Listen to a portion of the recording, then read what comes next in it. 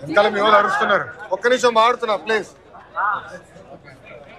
Media మిత్రులందరికీ నా ఉదయపూర్వక నమస్కారాలు. యువగలం పాదయాత్రలో ఇంటర్ విద్యార్థుల్ని ఆనాడు నేను కలుస్తాం జరిగింది. కలిసినప్పుడు వాళ్ళు పదే పదే మా తల్లిదండ్రులు మమ్మల్ని ప్రైవేట్ కాలేజీలకి పంపించలేకపోతున్నారు, అందుకే ప్రభుత్వ జూనియర్ కళాశాలలో మేము చేరుతున్నాము, మాకు కూడా ప్రైవేట్ రంగానికి ధీటుగా మాకు కరికులం కానివ్వండి, టెస్టులు కానివ్వండి అన్నీ మెరుగుపరచండి అని ఆనాడు నేను కోరటం జరిగింది. దాంట్లో భాగంగా మన ప్రభుత్వం ఏర్పడిన వెంటనే జూనియర్ కళాశాలలో ఉచితంగా టెక్స్ట్ బుక్స్ మనం అందజేస్తాం జరిగింది. ఇప్పుడు ప్రధానంగా మధ్యాహ్న భోజనం కూడా మన పిల్లలకి మన ప్రభుత్వం అందజేస్తాం జరుగుతుంది. నాలెడ్జ్ ఎకానమీలో హెచ్ఆర్డి మినిస్ట్రీ అనేది చాలా కీలకమైన పాత్ర వహిస్తుంది. ఆ అవకాశం నాకు గౌరవ ముఖ్యమంత్రి చంద్రబాబు నాయుడు గారు మంత్రిగా నాకు ఇచ్చారు. ఒక బాధ్యతగా మేము వ్యవహరిస్తున్నాం.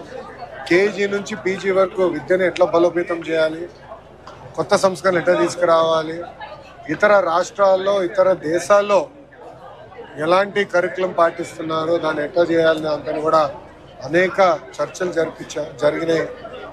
అదేవిధంగా యూనియన్లతో కూడా మేము మీటింగ్లు పెట్టుకుంటాం జరుగుతుంది.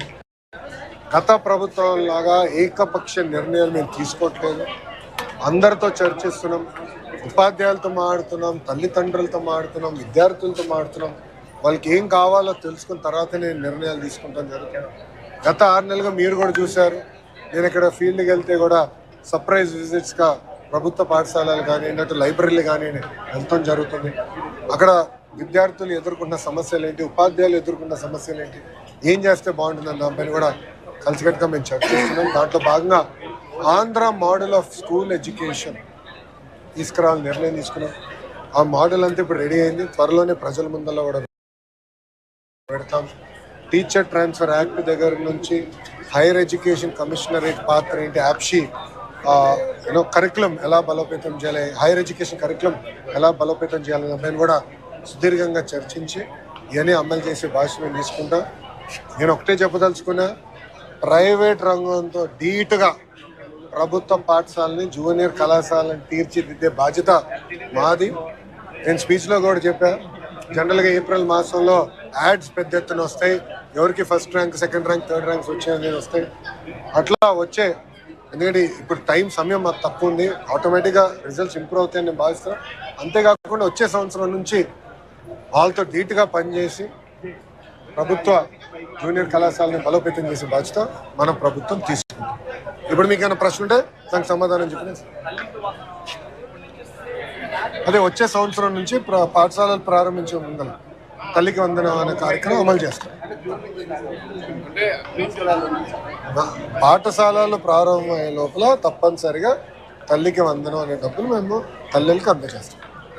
ఈ జగన్మోహన్ రెడ్డి నుంచి ప్రజల్లోనే ఉంటాను అని చెప్పి ఆయన చెప్తున్నారు. కొంచెం ఆయన ప్రజల్లో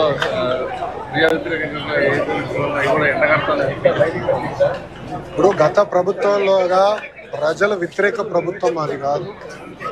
ప్రజలతో ఎప్పుడు ఉంటున్నాం, ప్రజల సమస్యలు తెలుసుకుంటున్నాం, ప్రజల సమస్యలు మేము పరిష్కరిస్తున్నాం. మీరు చూస్తే ప్రజా దర్బార్ నేను పెట్టుకుంటున్నా, శాసనసభ్యులు, మెంబర్ ఆఫ్ పార్లమెంట్స్ కూడా అనేక కార్యక్రమాలు వాళ్ళు కూడా పెట్టుకుంటారు, ప్రజల్లోకి వెళ్తున్నారు, సమస్యలు తెలుసుకుంటున్నాం. మనందరం అర్థం చేసుకోవాలి ఏంటంటే రాష్ట్రం ఆర్థిక ఇబ్బందుల్లో గత ప్రభుత్వం చేసిన అప్పుల వల్ల ఈరోజు వడ్డీ విపరీతంగా పెరిగింది. దాదాపు 4,000 కోట్ల నెలకి డెఫిసిట్లో మన ప్రభుత్వం నడుస్తుంది. సో ఇచ్చిన ప్రతి హామీని నిలబెట్టుకోవాలన్న లక్ష్యంతో మేము పనిచేస్తున్నాం. మీరు చూస్తే భారతదేశంలో ఎక్కడ లేని విధంగా పెన్షన్ 4,000 రూపాయలు అందజేస్తున్నాం, వికలాంగులకు 6,000 రూపాయలు అందజేస్తున్నాం. భారతదేశంలో ఏ రాష్ట్రం చేయట్లేదు. అన్న క్యాంటీన్ మూసేసిన అన్న క్యాంటీన్ తెరిచి మళ్ళీ మేము ప్రారంభించాం. ఉచిత గ్యాస్ పథకం కూడా 3 గ్యాస్ సిలిండర్లు ఏదైతే హామీ ఇచ్చాం అది కూడా అమలు చేస్తాం. అట్లా ఇచ్చిన ప్రతి హామీ ఒక పద్ధతి ప్రకారం నెరవేర్చుకుంటాం. ఇప్పుడు గౌరవ పులివెందుల ఎమ్మెల్యే గారు ఇప్పుడు ప్రజల్లోకి వస్తూ తప్పేం లేదు, రావచ్చు. అంటే 5 సంవత్సరాలు ఎవరు కంఫర్ట్ లేదు, ఇప్పుడు వచ్చి తిరుగుతారు. అంటే ఇప్పుడు వరకు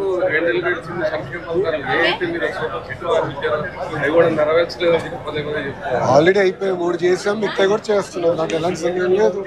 ఇవ్వని హామీలు కూడా నిలబెట్టుకుంటున్నాం కదా. మధ్యాహ్నం భోజనం ఇస్తామని మేము చెప్పలేదు, ఆయన నిలబెట్టుకుంటున్నాం కదా. ఇవ్వని హామీలు కూడా ఒక పద్ధతి ప్రకారం చేసుకుంటూ వెళ్తున్నాం. ఆయన ఇప్పుడు వస్తే మంచిదేలేండి, ఎందుకంటే రోడ్లన్నీ కూడా నీట్గా వేసాం. సో ఆయన హెలికాప్టర్లో కాకుండా రోడ్ మార్గంలో ఎక్కడికైనా వెళ్ళొచ్చు. ఇప్పుడు రోడ్లు చాలా ఇంప్రూవ్ అయినాయి, ఇంకా చేయాల్సిన అంటే 100% అన్ని రోడ్లు బాగున్నాయి నేను అన్ను, ఇంకా ఇంప్రూవ్ చేయాల్సిన అవసరం ఉంది. ఎస్పెషల్లీ ఉభయ గోదావరి జిల్లాలో సీసీ రోడ్లు వేయాల్సిన అవసరం, అది కూడా పద్ధతి ప్రకారం చేసుకుంటూ వెళ్తాం. మేము చేసిన మంచి కార్యక్రమాలు ఆయన చూస్తారని ఆశిస్తాం. అంతేనా? ఓకే, సాక్షి రాలా, టీవీ నైన్ ఉన్నాడు కదా. ఎవరు టీవీ నైన్ ఎక్కడబ్బా? నో క్వశ్చన్ సార్, అట్లా చేయకూడదు అట్లా. ఓకేమా, థ్యాంక్ యూ మేడం. బాగున్నారా? చాలా రోజులు అయిపోయింది.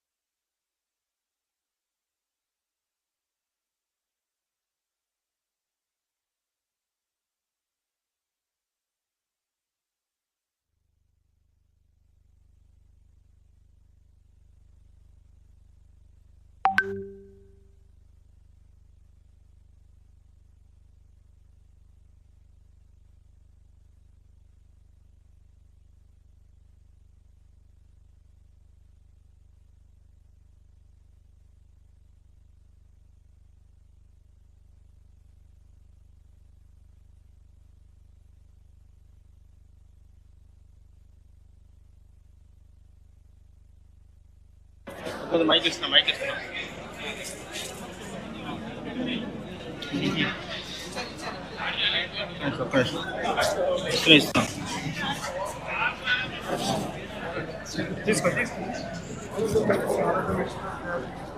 Areas that they want the government to improve.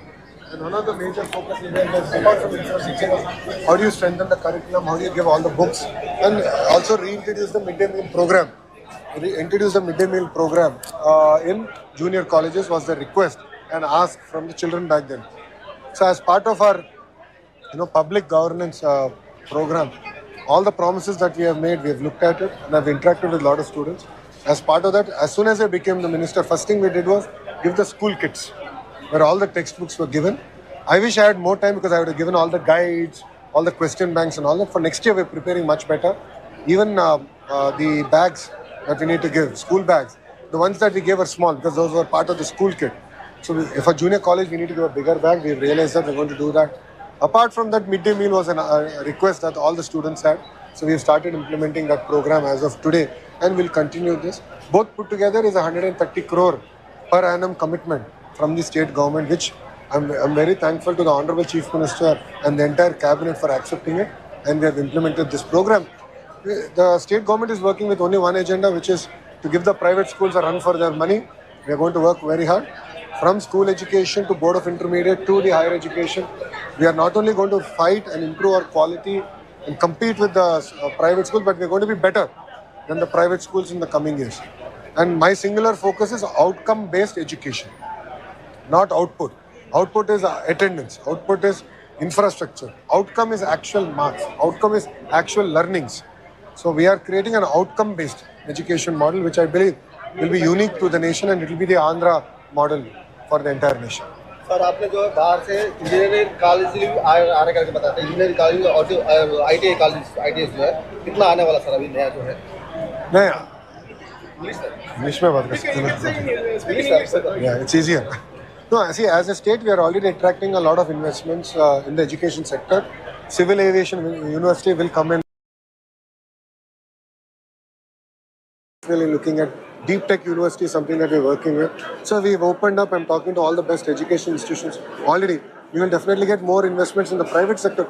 But parallelly, my mandate to the higher education is that we have amazing government universities. Andhra University, SVU are amazing universities. We should be among the top 100 in the world.